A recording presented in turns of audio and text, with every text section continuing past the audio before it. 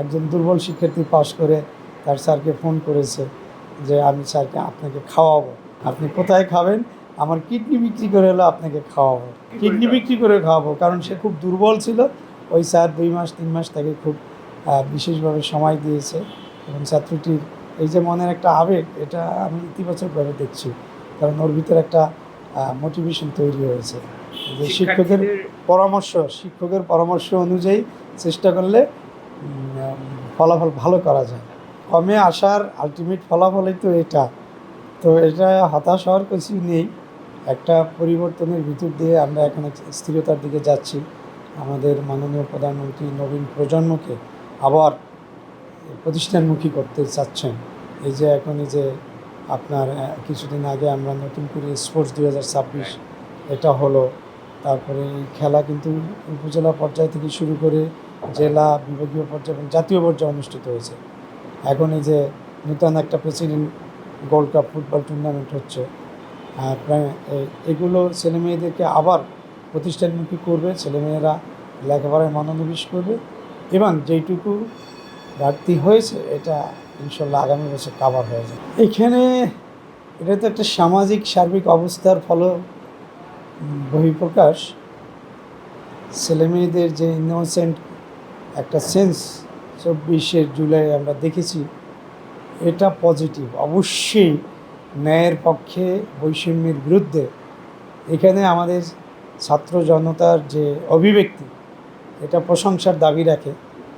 তবে একটা আবেগ কাজ করেছে, তারা আস্তে আস্তে তাদের ভেতরে বুঝ আসবে এবং তারা যখন বড় হবে তখন তারা বুঝবে যে আমার যখন যেখানে যেই ভূমিকা রাখা দরকার সেটা উপযুক্ত বয়সের পরেই আসলে হওয়ার কথা। আমরা দেখতে পাচ্ছি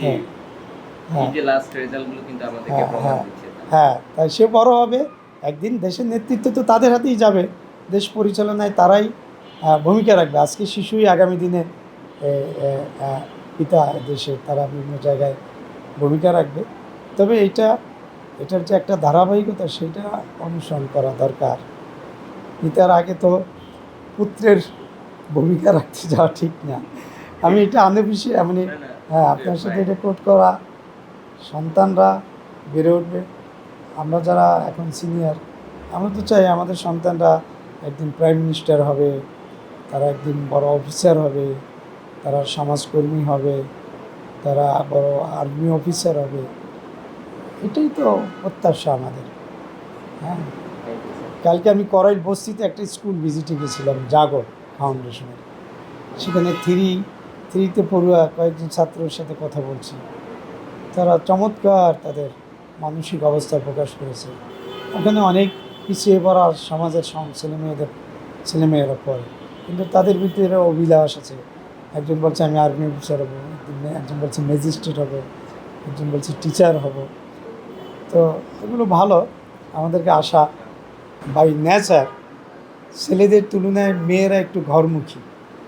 আবার মা বাবাও তার মেয়ের সন্তানটাকে তার চারপাশে ধরে রাখে। 24 ঘন্টার অধিকাংশ সময়টাই শিক্ষা প্রতিষ্ঠানের পরে মেয়েরা বাসায় থাকে।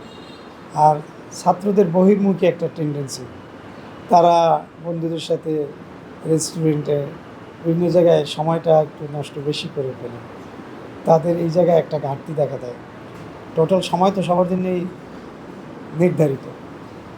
আর ছেলে শিক্ষার্থীদের তুলনায় মেয়ে শিক্ষার্থীরা মনোযোগটা একটু বেশি পড়াশোনায়। এটা ওভারঅল বিভিন্ন প্রতিষ্ঠানে এখন যেটা লক্ষণীয়, তারা জিপিএ বেশি পায়। ইউনিভার্সিটিগুলিতেও ডিপার্টমেন্টে এখন মেয়ের সংখ্যা আগের মতো নেই। মেডিকেলে মেয়ের সংখ্যা বেশি ছেলেদের তুলনায়। এটা ভালো দিক, কারণ আমাদের আগে দেখা যেত মেয়েদের আলাদাভাবে কোটার কথা আসতো, এখন ছেলেদের জন্য সেটা চিন্তা করার বিষয় হয়ে দাঁড়িয়েছে। দেশে দেশে সবার সাথে দ্য নিউজ।